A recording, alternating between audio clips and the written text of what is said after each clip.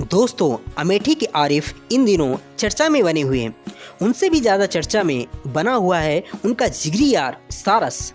फिलहाल सारस और आरिफ को अलग कर दिया गया है। खबर है कि आरिफ से जुदाई के गम में सारस ने खाना पीना छोड़ दिया है। उसे पहले समतपुर पश्चिम बिहार रखा गया। यहाँ अपने दोस्त आरिफ की तलाश में उड़कर नज़दीकी गांव जा पहुंचा। इसके बाद उसे कानपुर चिड़ियाघर में रखा गया। दोस्तों, यह मसला शुरू हुआ अगस्त 2022 में, जब आरिफ की मुलाकात सारस से हुई।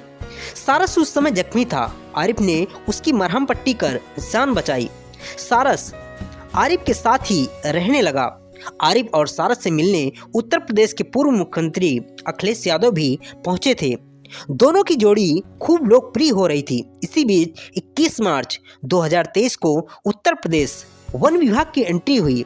वन विभाग ने सारस और आरिफ को जुदा कर दिया। दोस्तों, आरिफ सारस की जुदाई पर लोग तरह तरह की प्रतिक्रियाएं दे रहे हैं। कई लोग सारस को वापस आरिफ के पास लाने की अपील भी कर रहे हैं। दोस्तों, आज की इस वीडियो में हम आपको बताएंगे कि क्या आरिफ का सारस को रखना गैर कानूनी था।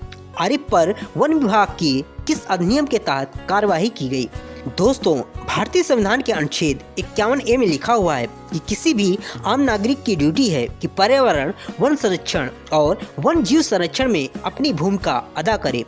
वन जीव संरक्षण अधिनियम 1972 के तहत जिन पक्षियों के पालन पर पाबंदी है, उनमें सारस भी शामिल है। ऐसे में आरिफ को सारस का उपचार करके तुरंत वन विभाग या पुलिस को 48 घंटे के अंदर सूचित करना चाहिए था। हालांकि आरिफ ने इस बारे में वन विभाग को कोई जानकारी नहीं दी। दोस्तों, आरिफ पर वन जीव संरक्षण अधिनियम 1972 का उल्लंघन करने के आरोप में धारा 2, 9, 29, 51 और धारा 52 के तहत केस दर्ज किया गया है।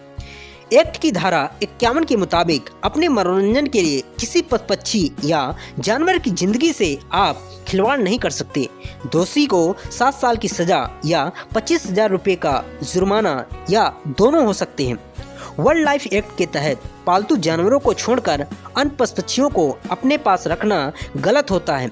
इस एक्ट का मकसद है कि पशु-पक्षी नेचुरली खुद से फीड करे। अगर इंसान उसे फीड कराता है तो उसकी आदत फूड साइकिल बदलती है। यही वजह है कि सड़कों पर बंदरों को भी खिलाना अपराध माना गया है, क्योंकि आपके इस कदम से उनकी प्राकृतिक संरचना में दखल होता है। प्राकृतिक संरचना में बदलाव का असर पर्यावरण पर भी पड़ता है। ऐसा होना पशु-पक्षी के जीवन के साथ इंसानों के लिए भी खतरनाक साबित हो सकता है।